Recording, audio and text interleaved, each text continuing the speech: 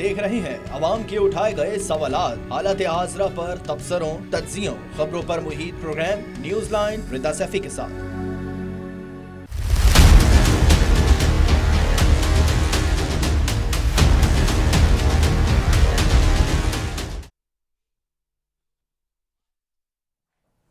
अस्सलाम वालेकुम। Programme news line के साथ मैं हूं मुनीबा गुल बाजवा।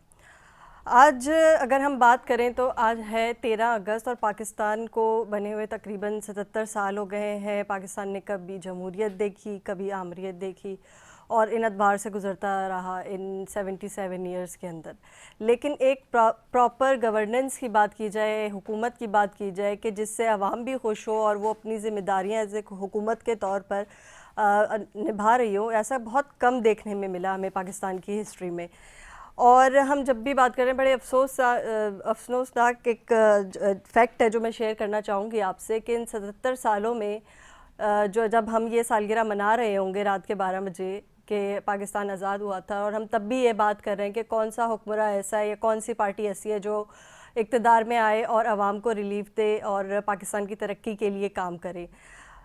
कल से आपने देखा होगा पूरे चैनल्स में, तमाम मीडिया में हेडलाइंस रही एक्स DGISI के हवाले से कि उनकी गिरफ़्तारी के और उनके ऊपर जो केसेस चल रहे हैं उनके हवाले से। इसके साथ साथ जो एक अहम पेशरफ्त ये भी हुई कि अपोजिशन जमातों का एक बड़ा अहम इजलास आज हुआ है और उन्होंने हुकूमत मुखालिफ तहरीक पर जो है वो तफसीली गुफ्तगू की। इस पर भी हम बात करेंगे। मेहमानों का तारुफ मैं आपसे करवाती चलूँ। मुझे अभी ज्वाइन किया है नजमी आलम साहब ने, रहनुमा पीपल्स पार्टी के सूबाई वज़ीर हैं, उन्हें प्रोग्राम में खुशामदीद कहते हैं। नजमी साहब, मुझे ये बताइएगा, कल से हम ये देख रहे हैं कि एक्स DGISI की बातें हो रही हैं, उन पर जो मुकदमात है उसके पर बात की जा रही है और फिर ऐसा लगता है कि 9 मई के वाक़यात का रुख भी उनकी तरफ बताया जा रहा है। कुछ चीज़ें जो है वो मैं मेंशन करना चाहूँगी कि हामिद मीर साहब ने भी जो है वो ये कहा कि जनरल फैज़ हमीद साहब 9 मई के वाक़यात की प्लानिंग में किरदार अदा जो है उन्होंने किया और जो सियासी शख्सियात हैं और सहाफ़ी हैं जिनके कत्ल हुए उनके पीछे भी शायद उनका हाथ हो। और अगर ख्वाजा आसिफ की बात करें तो उन्होंने ये कहा कि लेफ्टिनेंट जनरल फैज़ हमीद ने नवाज़ शरीफ और शहबाज शरीफ को पैगाम भिजवाए कि मुझे आर्मी चीफ़ बना दें।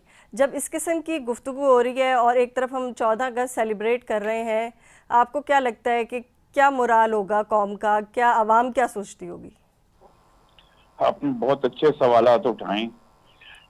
हम आज़ादी कर रहे हैं, माशी गुलाम आज़ादी की बात कर रहे हैं, बस कहने में कोई शक नहीं है और उसकी वजूहात भी।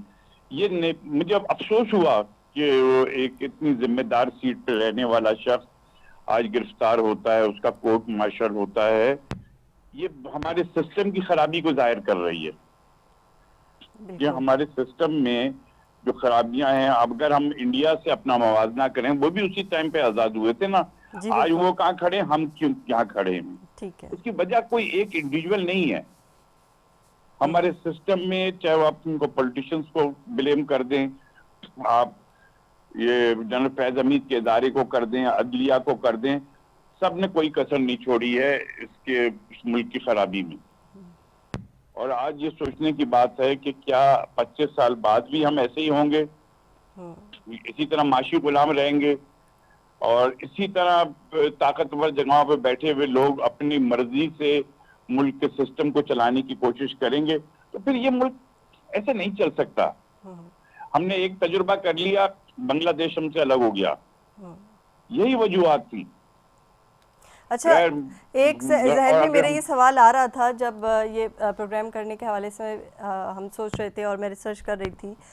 मैं ये सोच रही थी कि जिस वाक़े पे या जो हाउसिंग स्कीम है जिसके ऊपर इनकी गिरफ्तारी ज़ाहिर की गई है एक्स DGISI की, तो आपको क्या लगता है कि वो वाक़या जो है 2017 का था, क्या वेट किया गया कि उनको की रिटायरमेंट हो जाए, फिर अदलिया को, सुप्रीम कोर्ट को ख्याल आया कि जी अब जो है जो मुद्दई है उसकी बात सुनी जाए, अब जो है आगे बढ़ाया जाए केस को? इस मुल्क में जरूरत के तहत केसेस को उठा लिया जाता है। जुल्फ़िकार अली भुट्टो का रेफरेंस सालों पड़ा रहा, नहीं उसको एंटरटेन किया गया, अब किया गया। यही तो खराबियां है ना कि आप किसी को, अगर जनरल फैज हमीद ने गलत किया था, ही शुड बी पनिश्ड, और उसी वक्त चाहे वो सर्विस पे थे या सर्विस पे नहीं थे, उनको गिरफ्तार करना चाहिए था। हमें तो 88 का दौर भी याद है, जब बीबी के खिलाफ तहरीक दम एतमाद आई थी, तो उस वक्त भी जनरल गुल हमीद और मेजर आमिर ये सब के नाम आए थे। ये तारीख का हिस्सा है, इसको आप बदल नहीं सकते। और अगर हम ये आज़ादी का दिन मना रहे हैं और हम इन चीज़ों में फंसे हुए हैं कि हमारे पास कोई निज़ाम नहीं है, कोई सिस्टम नहीं है, हम हर चीज़ अनारकी की तरफ जा रही है मुल्क की। कोई ऐसी सियासी जमात नहीं है जो ओवरऑल जो है पाकिस्तान पे क्लेम कर सके बीमारी जितनी बढ़ गई है ना, मैं ये कहूँ कि मेरी पार्टी हल कर देगी, ये फिर हम वो सियासी बातें, झूठे बयान पे मैं नहीं जाना चाहता। बिल्कुल। अब इस वक्त बात बड़ी क्लियर है कि तमाम पॉलिटिकल फोर्सेस को बैठना होगा, बैठ के, और मुख्तदर इदारों को भी ये पैगाम जाए कि आपकी लिमिट ये है, इससे बाहर कोई नहीं आए। सारी पॉलिटिकल पार्टियां बैठें और ये तय करें, और खुदा की कसम सारी पॉलिटिकल पार्टियां बैठ जाएं, इख्तिदार के पीछे कोई ना भागे कि जी मेरा ये मैंडेट, मेरा वो मैंडेट। एक दफा बैठ के सब बिजक जबान होकर बात कर लें कि जी ये लिमिटेशन मुख्तदर इदारों की है, ये सुप्रीम कोर्ट की है, ये हमारी है लिमिटेशन, इसको अब कोई क्रॉस ना करे, आइन पे सही तरीके से अमल हो, सब चीजें सही हो जाएंगी चंद सालों में। आपको लगता है 70 साल 77 इयर्स गुजरने के बाद जो है पाकिस्तान में अभी भी जो है आइन सही तरीके से लागू हो सका है? नहीं हो सका, नहीं हो सका। आइन के साथ जितना मजाक किया गया, पहले जियाउल हक ने आइन का बेड़ा गर्क किया, फिर जनरल मुशर्रफ को वर्दी में रहते हुए इलेक्शन लड़ने की इजाजत, आइन में तरमीम की इजाजत दे दी गई जो उसने मांगी नहीं थी, तो आइन का तो बेड़ा गर्क कर दिया।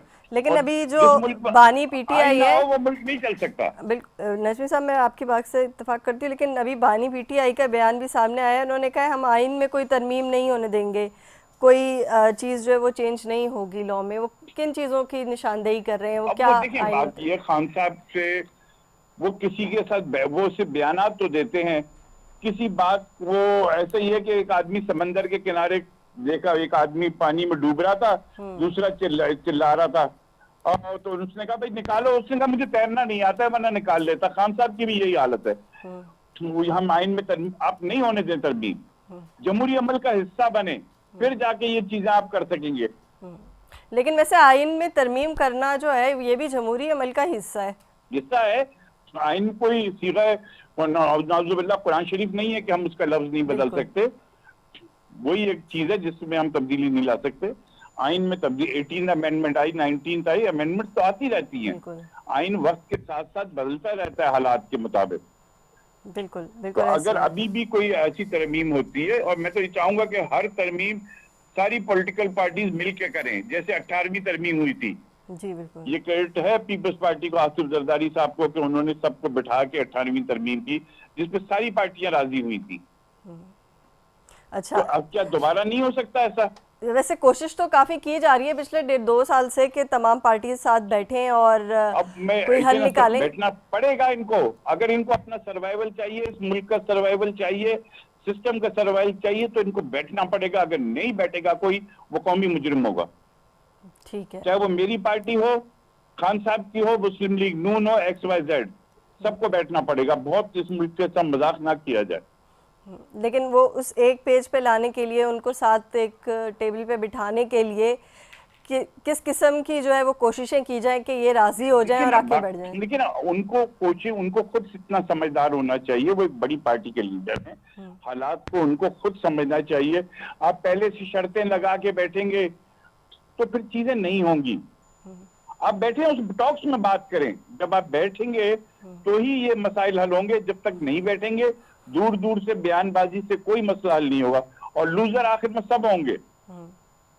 अच्छा, ये जो इकदाम है जिसको हम ये देखते हैं कि जनरल फैज़ हमीद की गिरफ्तारी हुई, उनका कोर्ट मार्शल का आगाज़ हो गया है, अभी और भी जो कहा जा रहा है कि और भी केसेस में शायद उनका नाम आया, यानी कि सियासी मुदाखलत में भी उनके ऊपर जो है वो जो है कोर्ट मार्शल में सामने रखा जाए, ये इशू भी।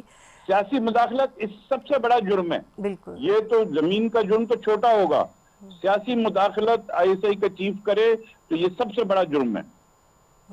लेकिन दूसरी तरफ ये बयानिया भी तो होता है कि हम पूरे साल ये बात कर रहे होते हैं कि इस्टेब्लिशमेंट से जो हाथ मिलाएगा या इस्टेब्लिशमेंट के अम्ब्रेला के अंडर जो होगा वही हुकूमत में होगा।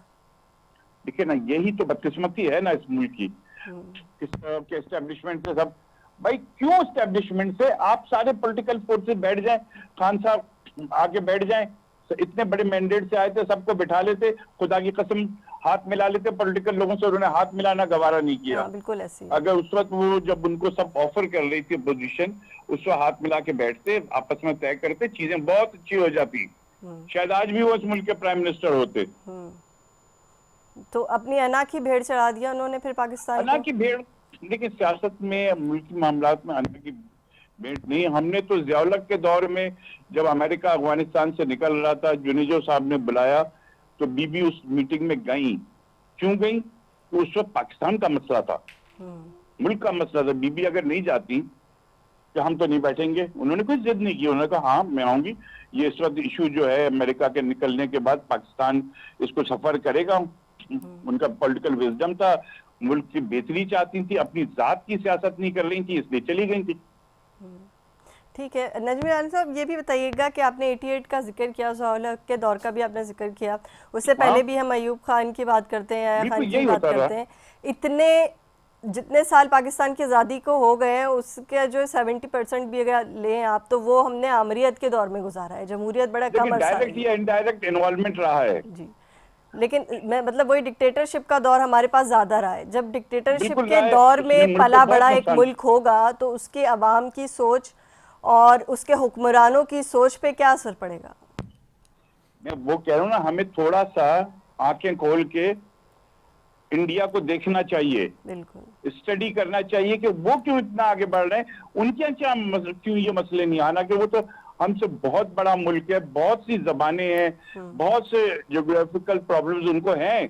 चाइना को देख लें, हमसे 2 साल बाद आजाद हुआ था, आज दूसरे सेकंड नंबर पर इकोनॉमी की। इंडिया में तो बहुत कौमें हैं, हम हर बात में अपना इंडिया से मुकाबला करते हैं, तो उसकी अच्छाइयों को भी देख लें, क्या बुराई है इसमें देखना। ठीक है नजीर साहब, आप मेरे साथ करें कि भाई हमने अब जो हो गया नुकसान वो वापस नहीं आ सकता, लेकिन खुदा के वास्ते फ्यूचर के लिए सबको बैठना होगा। खान साहब को भी अपना अना को पीछे रखना होगी, पीपल्स पार्टी को भी, मुस्लिम लीग नून, जमात इस्लामी, सारी पार्टियां बैठे, नेशनलिस्ट पार्टियों को बिठाएं।